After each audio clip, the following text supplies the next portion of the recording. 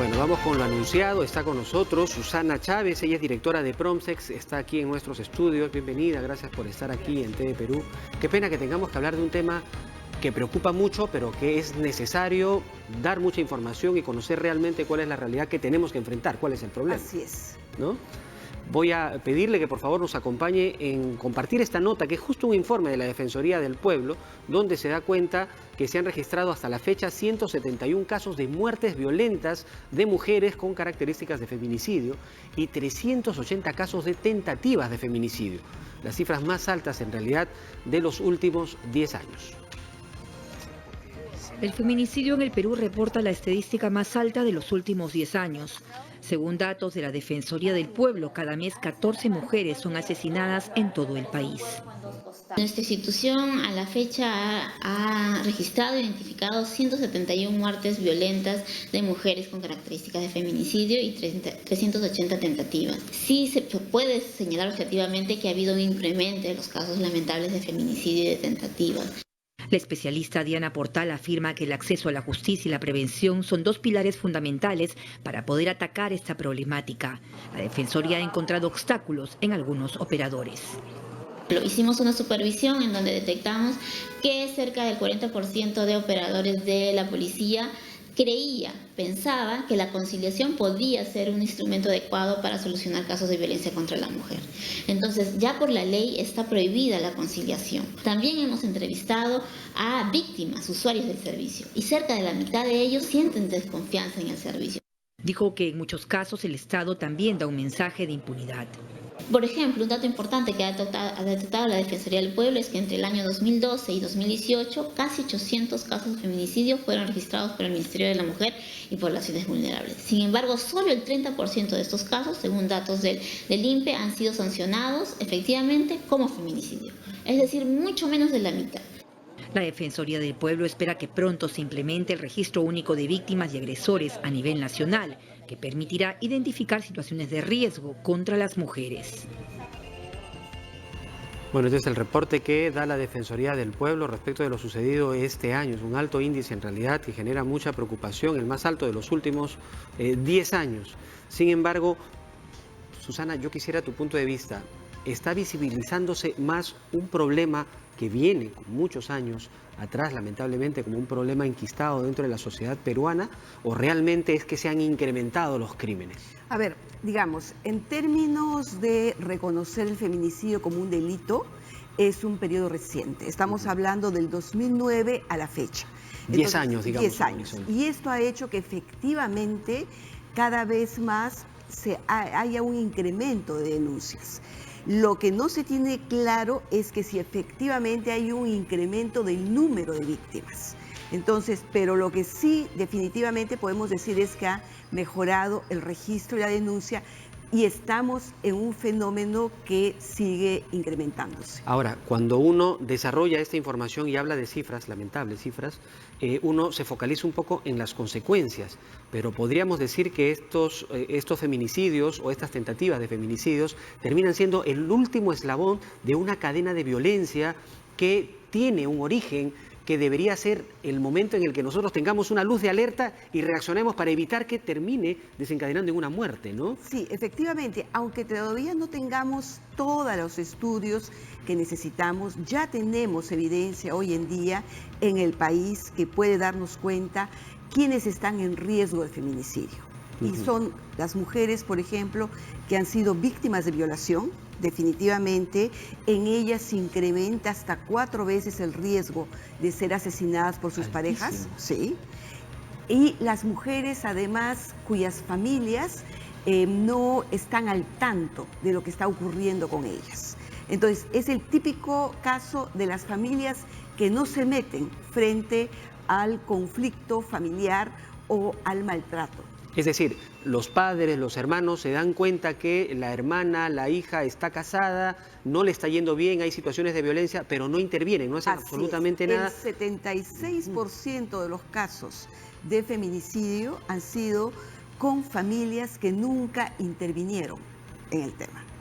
Entonces, esto sí nos da cuenta que efectivamente hay una situación que el entorno familiar sí puede ser un factor protector para que estos hechos no se produzcan. Y la falta de intervención podría ser porque casi se ha normalizado de repente a lo largo de su familia, de los padres, de repente hasta de los abuelos, de una actitud machista por parte de la familia, de repente de cierta violencia contra la mujer o contra incluso los hijos, que se ha normalizado, por lo tanto no intervienen cuando algo similar le pasa a sus hijas. Absolutamente. Es más, hay evidencias, acaba justamente de publicarse un informe del Ministerio de Justicia muy interesante que da cuenta inclusive cuáles son los factores que estarían contribuyendo a incrementar. Aunque no hay una sola causal, sí se encuentra que determinadas situaciones sí pueden exponer a un mayor riesgo de feminicidio. Por ejemplo, se ha identificado que el tema de salud mental no es precisamente el más importante, porque no todas las personas que sufren de salud mental son personas violentas. Entonces creo que ese es un tema que hay que ir desterrando de nuestra mentalidad, que se trata de un problema de salud mental. Sí se ha encontrado una mayor afinidad al tema de género, por ejemplo, a las inequidades, a esta digamos, entendimiento del machismo, de cómo se ha internalizado el creer que tu pareja es, digamos, parte tuya, de tu propiedad, y que puede efectivamente generar.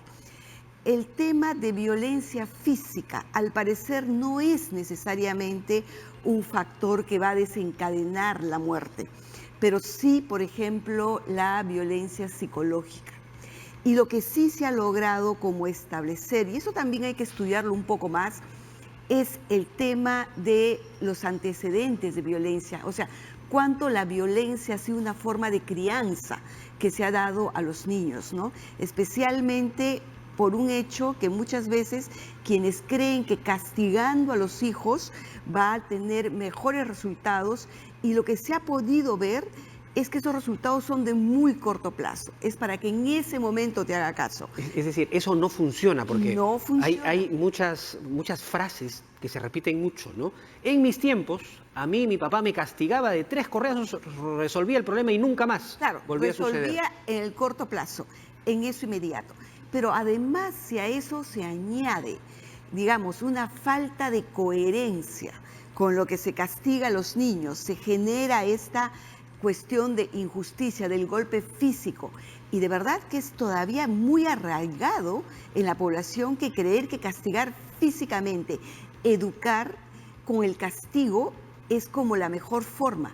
Y no, lo que se ha demostrado que justamente la mayoría de personas que tienen actitudes violentas tienen como antecedente este problema, ¿no? Ahora, hay otro elemento que no se toca mucho, que ya lo he mencionado yo aquí en el programa en varias ocasiones, no solamente para el caso de la violencia contra la mujer, sino incluso hasta para los lamentables accidentes de tránsito que tenemos en nuestro país: el alcohol.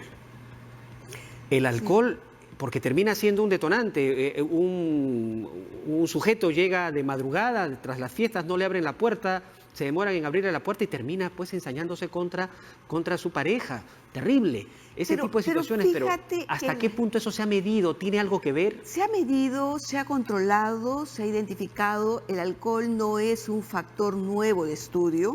De hace mucho tiempo se viene explorando. Y lo que se ha demostrado es que más bien el alcohol podría servir como de pretexto, pero en realidad la mayoría de los hechos violentos se producen en estado de ecuanimidad. Entonces, ahí hay un tema también bien interesante. Y la otra cosa que también arroja este estudio y varios anteriores es que no hay un perfil del feminicida. O sea, no es que haya una característica que nos haga pensar quién es el feminicida. Al contrario, el feminicida puede ser cualquier vecino.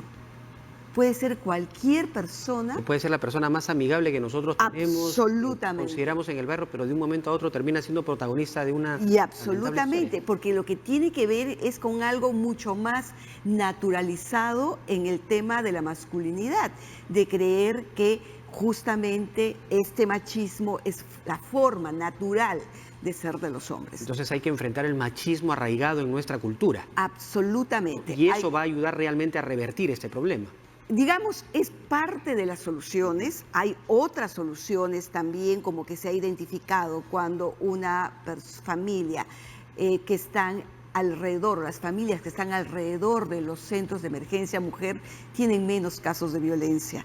Lo que también te puede decir es que la presencia del Estado se constituye en un tema sumamente importante. Y usted toca un tema importantísimo, ¿no? Porque también se da cuenta de el estado de indefensión en el que se encuentra una mujer cuando es víctima, porque dice, ¿a quién recurro? Si voy a la comisaría, en la comisaría no me hacen caso, me demoran, me tratan mal, incluso ahí mismo, ¿no?, me maltratan. O a acudir de repente a algún amigo, alguna amiga, alguna persona cercana, porque tengo miedo de decírselo a mis padres o a mis hermanos, porque de repente ellos van a reaccionar violentamente contra mi pareja y van a ocasionar lo mismo. Ese tipo de situaciones, ¿a quién tiene que recurrir una mujer que identifica que hay un riesgo? Yo creo que acá hay que separar dos cuestiones. Hay un tema que es la responsabilidad concreta del Estado. Y sí pienso que el Estado todavía carece de herramientas para intervenir, porque todavía todo el problema lo estamos viendo en torno al Código Penal, al tema del castigo, al tema de la represión, al tema de la criminalización, que está muy bien. Pero no podemos dejar de ver que son las intervenciones integrales, las políticas integrales son las que van a reducir los casos y que van a disminuir a que se tenga que recurrir a la última ratio, que es la penalidad, la criminalidad. ¿Y cuál es el problema? Que si bien es cierto, en el Estado hemos tenido un importante incremento, no suficiente, para atacar el tema del feminicidio y de violencia contra la mujer, esto todavía está muy orientado a atacar las consecuencias o después que se han producido los hechos. Pero es muy poco lo que se está haciendo previo a los hechos. Y por ejemplo, hay un sector sumamente importante que podría tener un rol, que es el Ministerio de Salud. Y el Ministerio de Salud tiene un programa sumamente importante para las mujeres, que son el programa de salud sexual y reproductiva. ¿Sabe qué cosa hace el programa de salud sexual y reproductiva? Contribuye a que las mujeres puedan tener los hijos que quieran tener, contribuye a que las mujeres puedan llegar a una relación sexual informada, contribuye a detectar los riesgos, inclusive, de un tema de violencia. Y es el sector que menos está, digamos, empleando estos recursos para ampliar el tema del acceso a la salud. Ese es un trabajo de sensibilización directa, de concientización directa que podría hacer el Ministerio de Salud. Y de oferta de servicios. De oferta de servicios. Cuando uno piensa, y usted da un enfoque interesante, ¿no? Porque claro, el tema de la salud, siempre la mujer va a acudir a un centro de salud para hacerse ver de todas maneras, y entonces es un buen momento para tratar de sensibilizarlas. Pero ¿qué sucede desde el punto de vista de la educación, que es el otro foco que también hay que mirar? Sumamente importante. Por eso es justamente que el esfuerzo que el Ministerio de Educación tiene que tener con la incorporación del enfoque de género. Cuando se discutió la currícula escolar, que tenía como principio básico espacios libres de violencia, porque cuando ese niño es bulleado, cuando se generan situaciones muy duras de discriminación, porque viste de una forma distinta, porque habla diferente o porque no se comporta como se espera que se comportaría, estamos sembrando cuestiones de violencia que a muy largo plazo van a ser difíciles de controlar.